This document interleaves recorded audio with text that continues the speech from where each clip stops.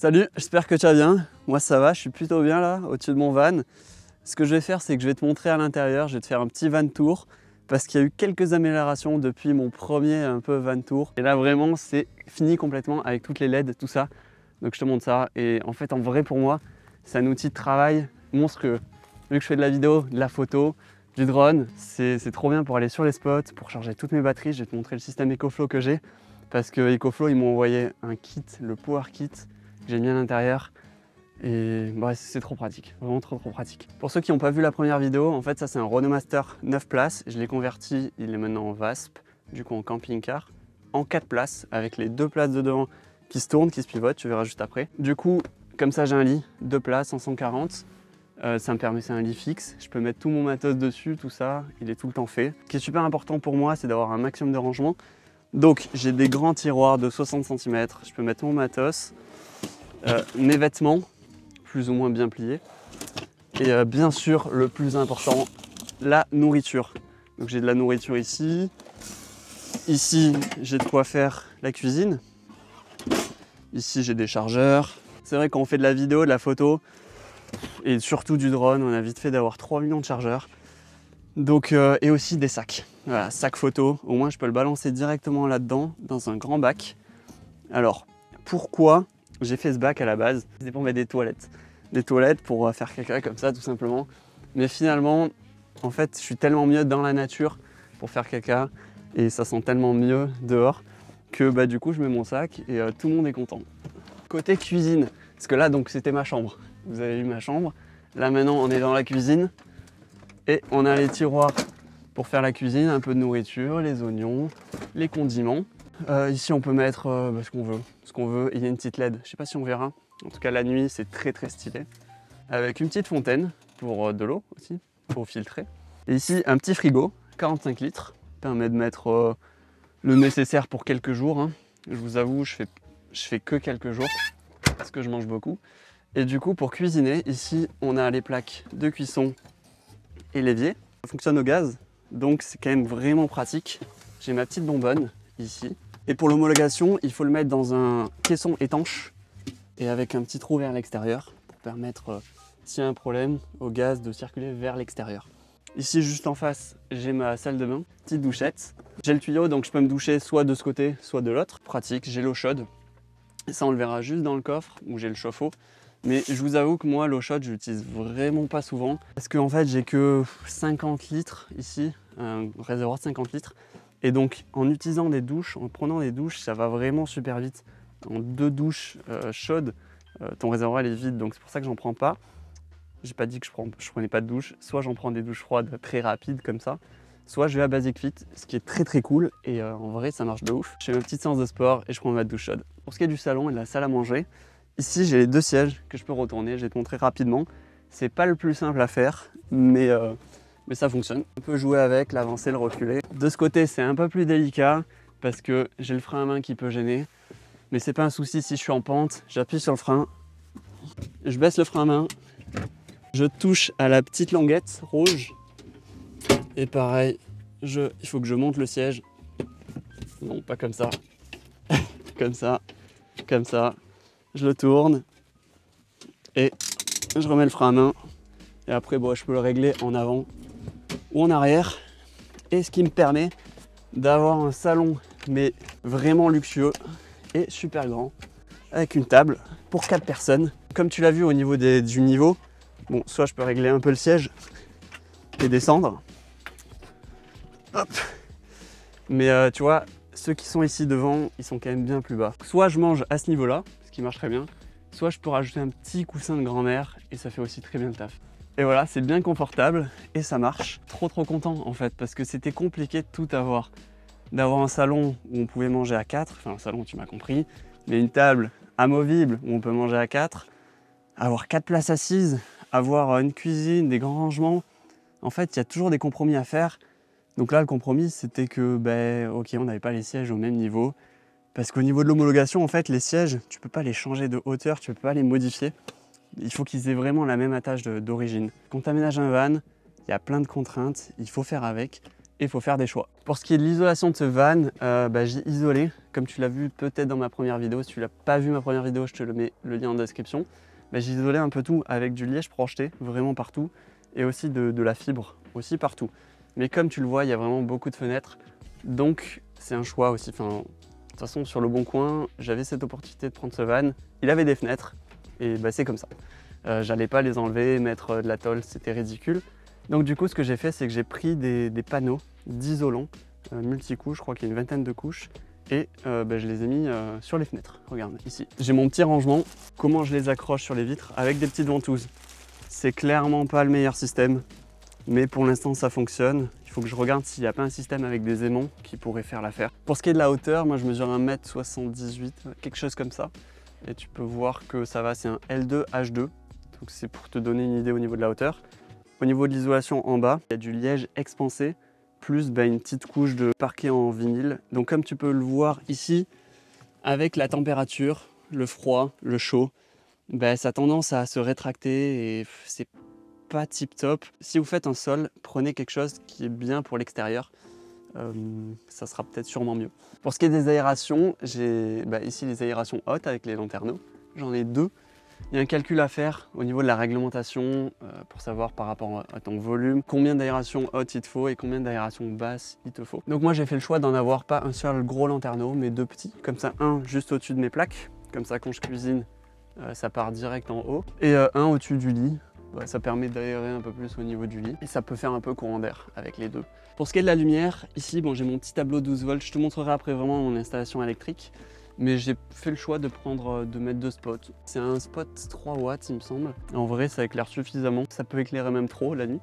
Donc du coup j'ai installé des petites guirlandes comme ça et franchement la petite guirlande le soir elle fait grave plaisir. Comme les petites LED là aussi. Et ça donne vraiment un petit look cool et chaleureux. Et ça c'est trop bien, surtout l'hiver là en ce moment il fait un peu froid.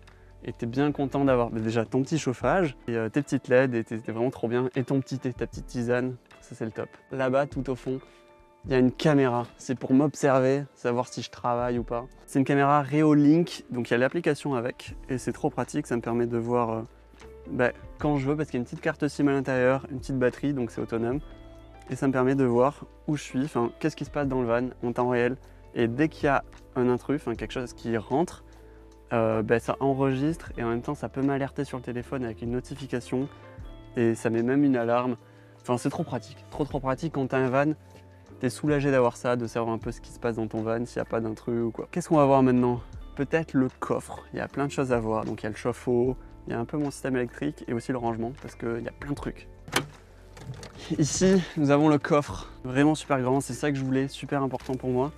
Donc ça, pourquoi déjà, à quoi ça sert? C'est pour pas voir à travers la fenêtre ce que j'ai dans le coffre. On peut mettre ce qu'on veut, des planches, skate électrique, très important aussi. Les petites chaises avec la table pour manger dehors à plusieurs. Panneaux solaires EcoFlow. Quand j'ai pas de soleil, soit j'utilise des panneaux solaires du toit. Donc pour l'instant, j'ai pas les panneaux solaires EcoFlow flexibles. J'ai d'une autre marque et ça marche pas. Donc je vais mettre des panneaux solaires EcoFlow. Ils vont me les envoyer et je vous dirai dans les commentaires ou dans la description si ça fonctionne et si j'en suis content. Mais je pense pas avoir trop de doutes.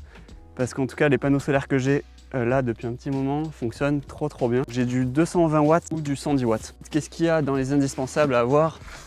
Un peu tout, des câbles, des tuyaux, des connectiques pour les campings, pour la neige, et des chaînes. Ensuite, des boots pour faire du snowboard. Non, ça c'est pas indispensable. Ce que je voulais vraiment, ce qui est important pour moi, vu que je fais de la vidéo, j'avais besoin de place pour mettre mes panneaux LED, mes trépieds. Ça doit être grand, c'est jamais assez grand. Bon, je vais te montrer de l'autre côté du van parce que j'ai toutes les prises un peu de raccordement pour l'eau et pour l'électricité. Pourquoi j'utilise pas aussi le chauffe-eau? Parce que ça, il faut l'ouvrir à chaque fois que tu l'utilises. Et généralement, tu utilises l'eau chaude parce que tu as froid à l'intérieur. Du coup, j'ai pas envie de sortir pour aller l'ouvrir, le remettre.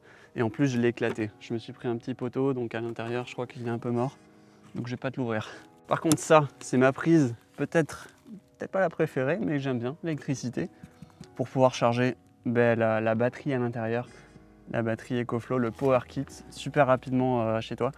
Je le recharge en 1,2 kW, donc c'est 1200 watts. C'est méga rapide. Avec le petit verrou, ça permet qu'il n'y ait pas des gens qui te mettent des trucs chelous et que tu boives l'eau ensuite.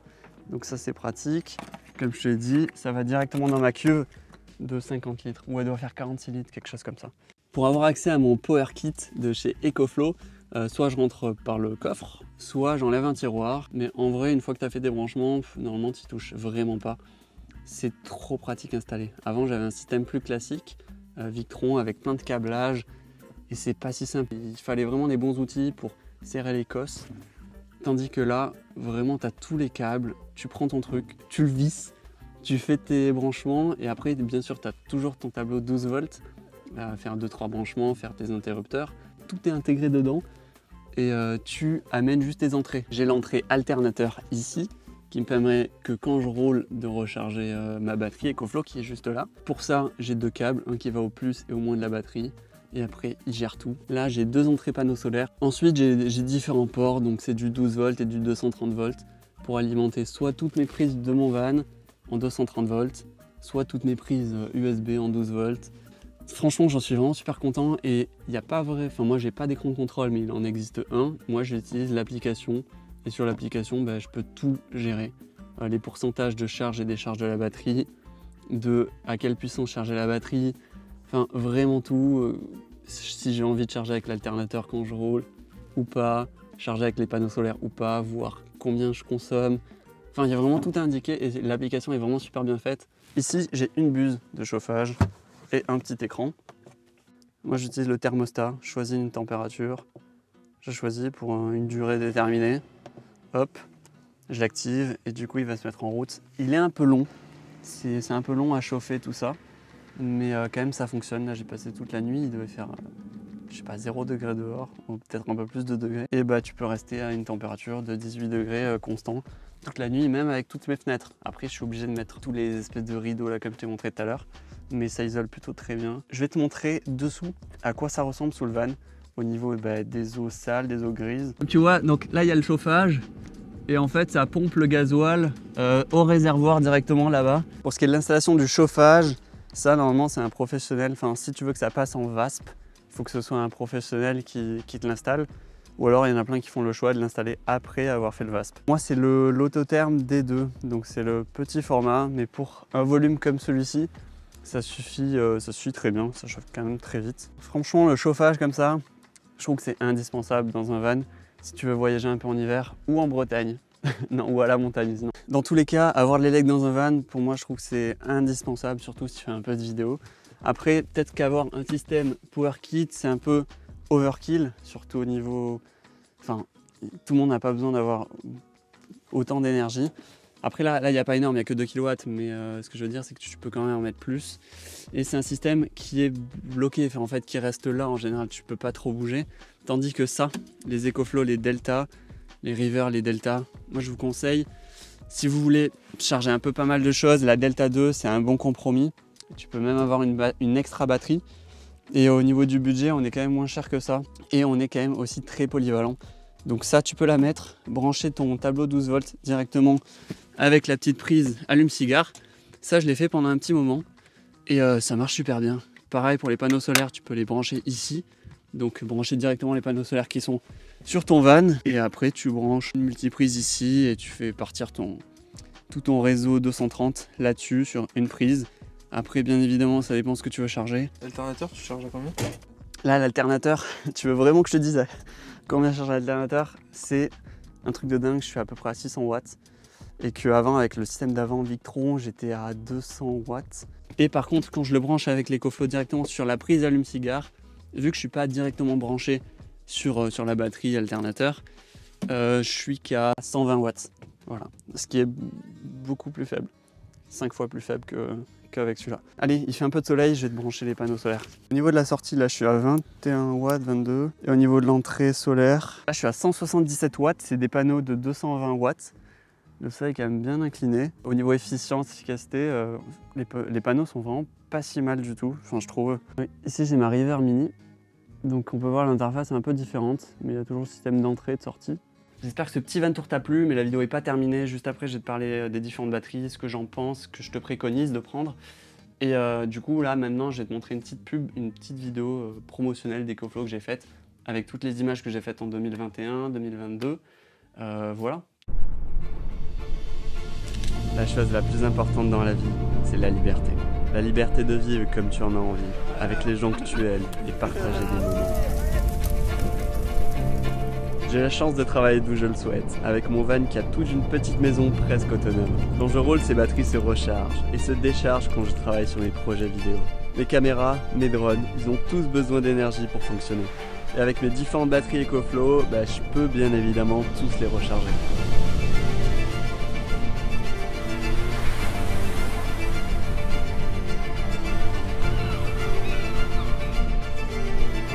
Ma passion, c'est simplement faire de l'image, profiter des joies de la vie et découvrir le monde.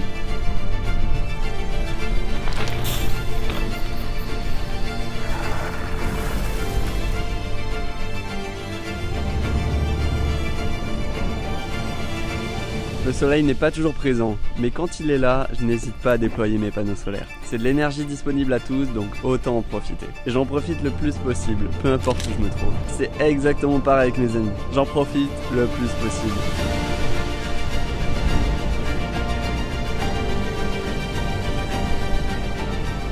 Tous les jours, j'ai accès à cette belle nature qui me pousse à partir à l'aventure, faire des activités seul ou accompagné. Et je t'avoue que c'est bien plus fun accompagné de ses potes. Avec ce mode de vie nomade, je suis de plus en plus conscient que l'énergie est un luxe. Et que être autonome me permet d'autant plus de profiter de moments importants, que ce soit dans mon van ou à la maison.